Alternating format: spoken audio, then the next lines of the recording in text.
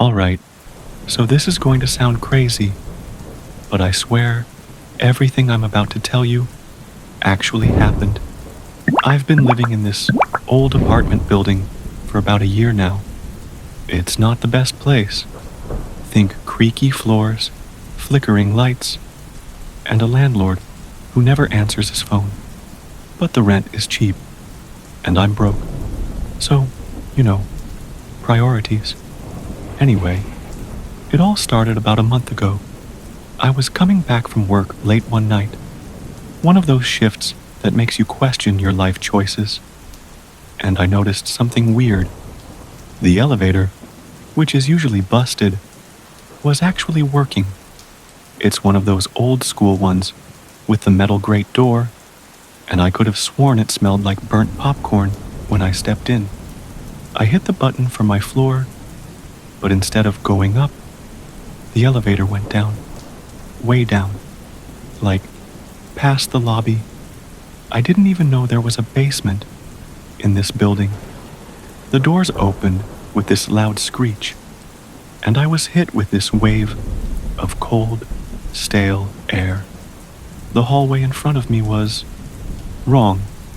The tiles on the floor were cracked and mismatched, like they'd been scavenged from a dozen other buildings.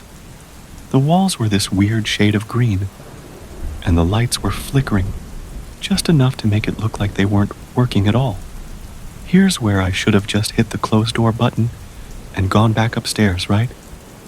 But no, I had to step out and look around, because apparently I have zero survival instincts. The hallway was dead quiet, except for this faint humming sound that I couldn't place. I walked a few steps and noticed a door at the end of the hall. It wasn't numbered, and it looked way older than the rest of the building.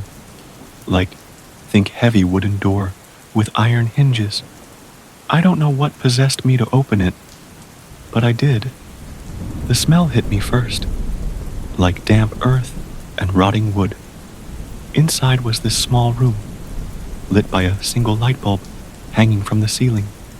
The walls were lined with shelves, and on those shelves were jars, dozens of them. They weren't labeled, but you could tell whatever was inside wasn't good. The stuff looked organic. Some of it floated in a murky liquid. Some of it was dried up and shriveled. There were things in there that looked like animal organs, but some of them, I don't even know how to describe them. And then I saw the notebook. It was just sitting there on the table in the middle of the room, looking out of place next to all the jars of nightmares. I don't know why, but I picked it up and started flipping through it. The handwriting was all over the place, like different people had written in it over the years.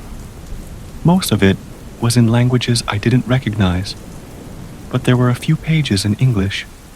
They were instructions. Rituals, maybe?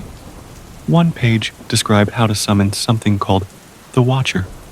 At this point, every horror movie I've ever seen is screaming at me to leave. But my brain is just like, nah, let's keep going. So I keep reading, and the instructions are freaky specific. Like, place a red candle in the center of the room. Say the words in Servitum Tuum 3 times. Do not break eye contact. I noped out of there so fast, I almost tripped over my own feet. As I was heading back to the elevator, I heard it. This soft, wet shuffling sound, like something dragging itself across the floor. I didn't look back. I didn't want to know what was making that sound. When I got to the elevator, the doors wouldn't close. The grate kept jamming, and the shuffling sound was getting louder. I was frantically pressing the button when I saw it. Just a glimpse, but it was enough to haunt me. There was something crawling toward me from the hallway. It was human-shaped, but its arms were way too long, and its skin looked like it had been stretched too tight. Its head jerked around like it was trying to find me, but its eyes were completely black. The elevator finally started moving, and I swear I've never been so relieved in my life. When the doors opened on my floor, everything looked normal again. No creepy hallway, no jars, no nightmare creature. I reported the basement to my landlord, but he just gave me this weird look and said, "There's no basement in this building. I haven't seen the elevator work since that night. And honestly, I don't want to. I'm saving up to move out. But until then, I'm taking the stairs."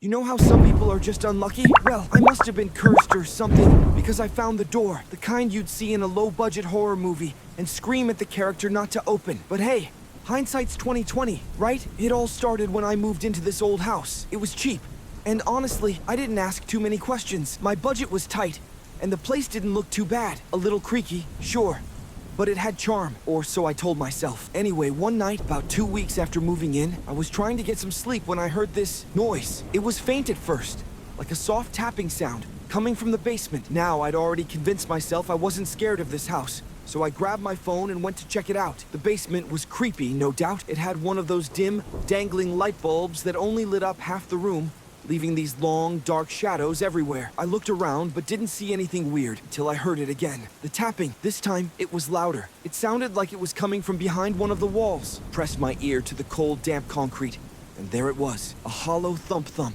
right behind the wall. That's when I noticed the outline of a door. It was subtle, almost like it had been plastered over and forgotten. I don't know what came over me, but I grabbed a hammer and started chipping away at the wall. I told myself it was just curiosity, but let's be real. I was dying to know what was behind it. After an hour of chipping and prying, I got it open. The door was wooden and old, with iron hinges that groaned like something out of a nightmare. And behind it, a narrow staircase leading down into pitch-black nothingness. At this point, every rational part of my brain was telling me to stop, to close the door, seal it up, forget I ever saw it. But no, I had to be the idiot in the horror story. So I grabbed a flashlight and started descending the stairs. The air got colder with every step, and the smell, God, the smell was awful.